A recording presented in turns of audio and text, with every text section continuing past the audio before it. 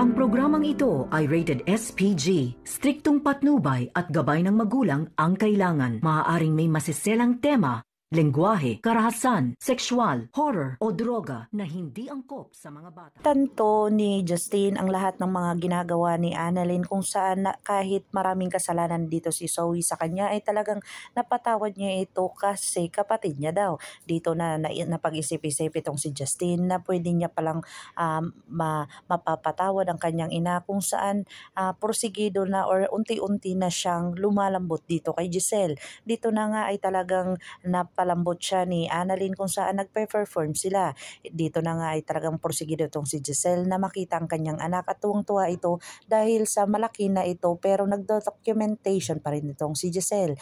Dito na nga ay talagang pumunta sa likuran itong si Giselle dahil ayaw niya na makita siya ni Justine dahil masisira ang gabi ni Justine kung magpapakita siya.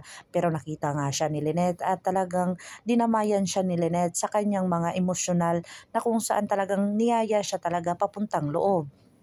Dito na talaga nakita ni Justine itong si Giselle na lumapit sa kanila.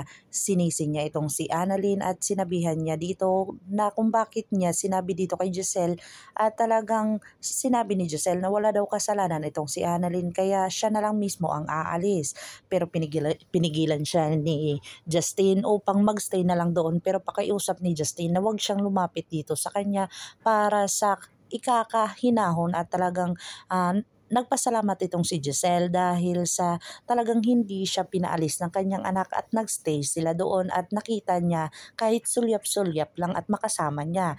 Kahit hindi man niya ito mayakap at mahaplos ay talagang ikinatutuwa niya dahil hindi siya pinaalis nito.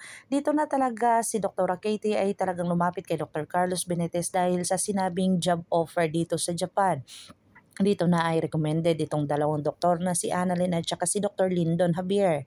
Agad naman itong sinabi niya kay Dr. Carlos pero hindi nga ito pinirmahan ni Dr. Carlos dahil ang refer niya daw dito ay si Dr. Lyndon lang, wag si Annalyn. Pero wala siyang magawa dahil si Mr. Hiroshi ay gusto talagang makapunta dito at makasama itong si Annalyn dahil napakasikat at genius itong doktor.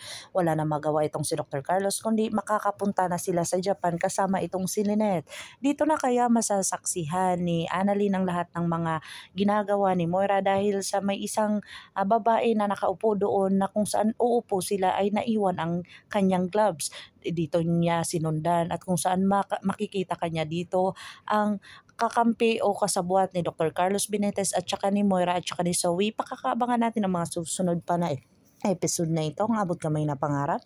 If you like my story, please like, share, and subscribe para ma-update po kayo sa mga susunod pa. Yun lamang po at maraming salamat.